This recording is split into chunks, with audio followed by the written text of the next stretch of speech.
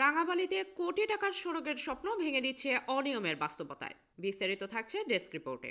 পটুয়াখালীর রাঙামাটি উপজেলার সদর ইউনিয়নে স্থানীয় সরকার প্রকৌশল অধিদপ্তর এলজিডির অধীনে প্রায় 4.5 কোটি টাকার সড়ক নির্মাণ প্রকল্পে ব্যাপক অনিয়ম ও দুর্নীতির অভিযোগ উঠেছে। কাগজে কলমে উন্নয়নের চিত্র উজ্জ্বল হলেও বাস্তবে দেখা যাচ্ছে ভিন্ন দৃশ্য।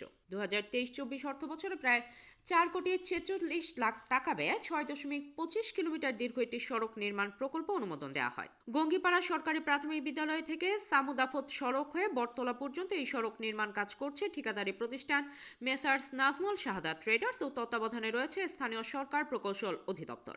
কিন্তু প্রকল্পের শিডিউল অনুযায়ী কাজ না করার অভিযোগ উঠেছে। নকশা অনুযায়ী সড়কের প্রস্থ 10 ফুট এবং কার্পেটিংয়ের পুরুত্ব 1 ইঞ্চি হওয়ার কথা থাকলেও সরেজমিনে গিয়ে দেখা গেছে অনেক স্থানে পুরুত্ব নামমাত্র।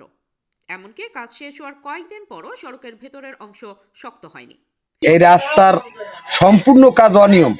ইট দিছে, ইট চুলার মাটির মতো হাত দিয়ে টিপ দিলে গলিয়ে যায়। ঢালাই দেয় যে ঢালাই 2 সুতা পরিমাণ, হাত দিয়ে খোসা দিলে ঢালাই উঠতে যায়। করতে আছে রাস্তা আধা ইঞ্চির চেয়ে কম এই হইতেছে, এগুলো তো বৃষ্টিতে কপি উঠতে যাবে। আমরা গাড়ি ব্রেক দিলে ব্রেকের সাথেই উঠতে যায়, রাস্তা তো ভালো হইতেছে না। এলাকাবাসীর দাবি দ্রুত তদারকি জোরদার করে শিডিউল অনুযায়ী টেকসই ও মানসম্মত সড়ক নির্মাণ নিশ্চিত করতে হবে। আমাদের প্রশাসনের কাছে দাবি এই রাস্তাটা সঠিকভাবে তদন্ত করে যেন জনদুর্ভোগ না হয়, সেই লক্ষ্যে তারা এই রাস্তাটি যথাযথভাবে যেন কাজটি করে।